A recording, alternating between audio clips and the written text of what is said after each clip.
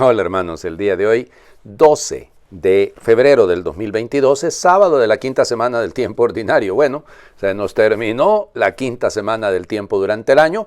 Ya saben, ¿no? Nos quedarán un par completas todavía, la sexta, la séptima, y de la octava semana solamente serán unos cuantos días, o sea que 2 semanas y media y ya estaremos en la celebración del miércoles de ceniza, o sea que por lo tanto, sí, acuérdense, 2 de marzo de este año, así que por lo tanto, vamos, vivamos muy bien intensamente porque ya vamos a empezar el gran retiro cuaresmal que se nos viene encima, 90 días preciosos, sí, porque los 40 de la cuaresma y los 50 de la Pascua, claro, todavía falta un poquitín para llegar hasta allá, ¿no? Hoy, fíjense, vamos, es que hoy es día de una de esas santas tradicionales, y así hay que considerarlo, porque históricamente es poco sustentable, ¿no?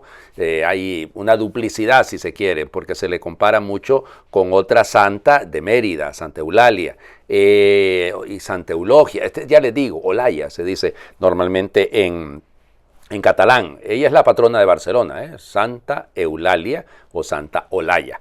En fin, se supone que fue martirizada de una muchachita. Por eso les digo la duplicidad, porque van escuchando ustedes y notarán mucho parecido con Santa Inés, por ejemplo, con Santa Lucía. O sea, hay muchos elementos ahí de parecido con otras santas mártires también en España. Ella pues vive ahí en la zona de lo que hoy en día es Cataluña, ¿no? En Hispania, lo que hoy sería Sarriá, ¿no? Y bueno, es una familia cristiana, noble, pero cristiana, se enfrenta, parece ser, al gobernador, pues, al gobernador romano, es la época de la gran persecución de Diocleciano, alrededor del año, tiene que haber sido alrededor del año 302, algunos incluso llegan a decir 308. Por eso les digo, es que es muy complejo esto, ¿no? Porque los primeros reportes directos que tenemos, o sea, porque hasta el momento, porque como les digo, como historiador yo tengo que ser riguroso, qué tal que aparezca por ahí un papelito más adelante y que sea ya del siglo IV, entonces se viene abajo lo que hemos dicho. Lo que tenemos hasta ahora es realmente del siglo VI, lo más antiguo, y del siglo VII ya cosas más probables. Entonces se cuenta que tenía 13 años, que se fue a presentar delante del gobernador, le reclamó todo lo que había pasado, el gobernador le dijo, te vamos a castigar por cada año que tengas de vida, y entonces la hicieron pasar por un suplicio diferente 13 veces. Entonces la quemaron viva, la echaron, pues hay de todo, ¿no? Al final la crucificaron en una cruz en forma de X, pero ya le digo, la hicieron andar desnuda, la metieron, es una de las formas más horribles, ¿no? La metieron en un barril lleno de clavos y de vidrios y de cosas así, para que ahí rodara por las calles.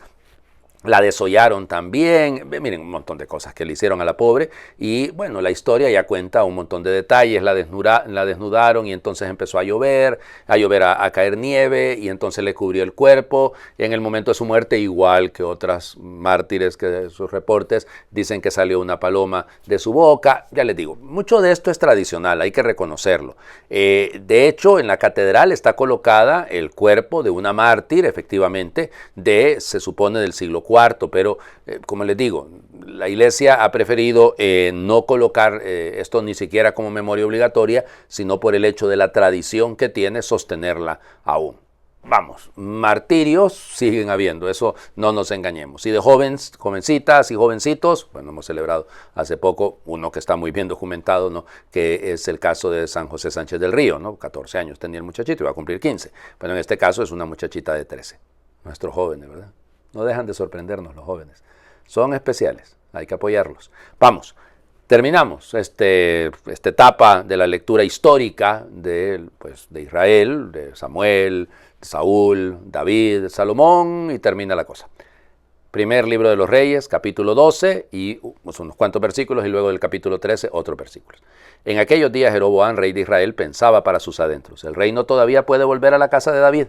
Si el pueblo sigue yendo a Jerusalén a ofrecer sacrificios en el templo del Señor, acabará por ponerse de parte de Roboam, rey de Judá, y a mí me matarán. Por tanto, después de consultarlo, Jeroboam mandó hacer 2 becerros de oro y le dijo al pueblo: ya no tienen para qué ir a Jerusalén, porque aquí tienes, Israel, a tu Dios, el que te sacó de Egipto. Él colocó uno de los becerros en Betel, mientras el pueblo iba con el otro a la ciudad de Dan. Además, mandó construir templos en la cima de los montes y puso de sacerdotes a hombres del pueblo, que no pertenecían a la tribu de Leví. instituyó una fiesta el día 15 del 8º mes parecida a la que se celebraba en Judá. Él mismo subió al altar de Betel para ofrecer sacrificios a los becerros que había mandado hacer, y ahí en Betel designó a los sacerdotes para los templos que había construido. Jeroboam no cambió su mala conducta y siguió nombrando a gente común y corriente para que fueran sacerdotes de los templos que había construido en la cima de los montes. Consagraba como sacerdote a todo aquel que lo deseaba. Este fue el pecado que causó la destrucción y el exterminio de la dinastía de Jeroboam. Palabra de Dios. Te alabamos, Señor. Vamos. Ha habido una ruptura política. Jeroboam y Roboam. Roboam es hijo de Salomón. Él se queda con el reino del sur, con el reino de Judá, y el reino del norte, las otras 10 tribus, se queda Jeroboam. Lo hemos visto ayer por el manto de Ahías desgarrado en varias partes. Bueno, fíjense, a una ruptura de orden político le sigue una ruptura de orden religioso por conveniencia del gobernante. ¿A dónde habré leído yo eso antes? Pues en 21 siglos de historia de la iglesia, en un montón de partes, oigan, en un montón de partes. Los gobernantes, y sobre todo en contra de la Iglesia Católica, eso hay que decirlo, les estorbamos un montón. Pero cuando les estorbamos, entonces ponen becerros de oro por cualquier parte y favorecen a unos dioses o a otros dioses. Es una cosa, miren, de lo más ridícula, porque eso demuestra la inmadurez del político y demuestra solamente su capacidad y su habilidad para valerse del sentimiento religioso de los pueblos para manipularlos y controlarlos. Hay muchos Jeroboanes en la historia, muchísimos, que ya les digo, y eso así pasaba, ¿no? En nuestros países es una cosa normal. A la iglesia a la que va el gobernante, entonces ahí empiezan a ir todos los que están alrededor, los de su gobierno, y los que no eran de esto ahora se hacen de aquello. Y uno dice, ¿y esto qué pasó? Pues por interés. Entonces, tenemos que ser honestos. El sentimiento religioso debe ser legítimo y correcto, y con ese no se juega. Y tampoco se puede imponer ningún criterio, porque lo que hizo fue crear unos diosesitos para evitar el negocio, que se fueran allá, para favorecer su negocio y que no se fueran a Jerusalén. O sea, fíjense cómo se puede manipular y utilizar lo religioso mezclado con política, termina siendo un verdadero desastre, lo cual no significa que el ámbito religioso no pueda velar por el bien ciudadano. Eso es muy diferente, porque eso no es hacer política. Eso es intervenir en busca del bien social, del bien de todos. Eso no tiene ninguna falta. Siempre y cuando, insisto, no andemos pretendiendo conversiones masivas en base a triquiñuelas. No se trata de eso. Eso no es lo correcto. Por eso, pues termina, dice aquí, se perdió la dinastía de Jeroboam, pero vamos, Jeroboam, si no fue dinastía porque solo fue él realmente. ¿Cuánto tenemos que aprender de la historia? No repitamos los mismos errores. No mezclemos, decían en mi pueblo, el cebo con la manteca. Seamos conscientes de las cosas y démonos cuenta. El seguimiento y el espíritu religioso de nuestros pueblos es legítimo y no debe ser bajo ninguna circunstancia utilizado, manipulado por los políticos de turno o por quien quiera que sea. Y tampoco la iglesia puede prestarse para manipular y para controlar al pueblo en base a argumentos que no sean desde legítimos y desde la fe. Vamos, el Evangelio, Marcos, capítulo 8, versículos del 1 al 10. En aquellos días vio Jesús que lo seguía mucha gente y no tenían que comer. Entonces llamó a sus discípulos y les dijo, me da lástima esta gente, ya llevan 3 días conmigo y no tienen que comer. Si los mando a sus casas en ayunas, se van a desmayar en el camino. Además, algunos han venido de lejos. Sus discípulos le respondieron, ¿y dónde se puede conseguir pan aquí en despoblado para que come esta gente? Él les preguntó, ¿cuántos panes tienen? Ellos le contestaron, 7. Jesús mandó a la gente que se sentara en el suelo, tomó 7 panes, pronunció la acción de gracias, los partió y se los fue dando a sus discípulos para que los distribuyeran. Y ellos los fueron distribuyendo entre la gente. Tenían además unos cuantos pescados. Jesús los bendijo también y mandó que los distribuyeran.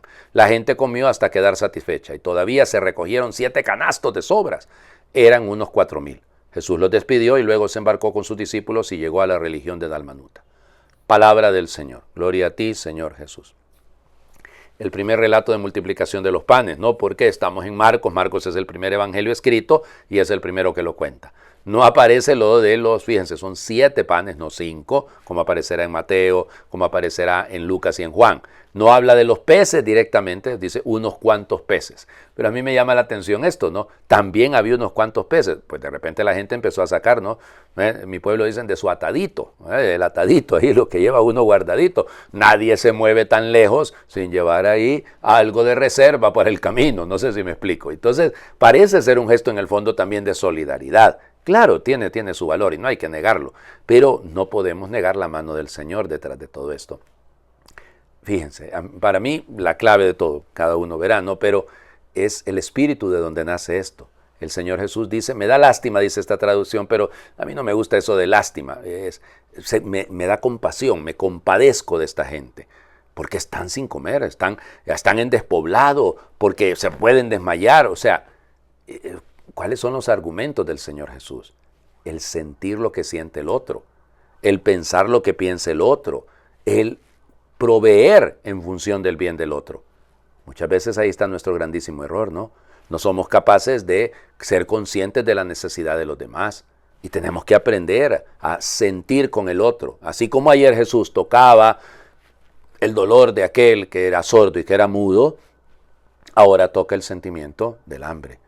Bueno, ¿cuánta falta nos hace también a nosotros ser discípulos que distribuyen, ser discípulos que permiten al Señor que lo que tenemos sirva para que lo multiplique? Les invito a hacer oración. Señor Jesús, gracias por tu corazón compasivo, un corazón que nunca pasa de largo, que siente nuestras hambres más profundas y nos ofrece gratis el mejor alimento. Jesús resucitado, gracias por compartir con nosotros el pan bendito de tu vida nueva, el vino bueno de la alegría eterna, el agua fresca de la esperanza cierta. Señor nuestro, danos un corazón como el tuyo, un corazón cercano y generoso para compartir el pan, el vino y el agua con todos los hambrientos del camino. Amén. El Señor esté con ustedes. Y les bendiga a Dios, que es Padre, Hijo y Espíritu Santo, y su bendición descienda sobre ustedes, les acompañe siempre por intercesión de Santa Eulalia de Barcelona. Feliz sábado para todos, feliz fin de semana para todos.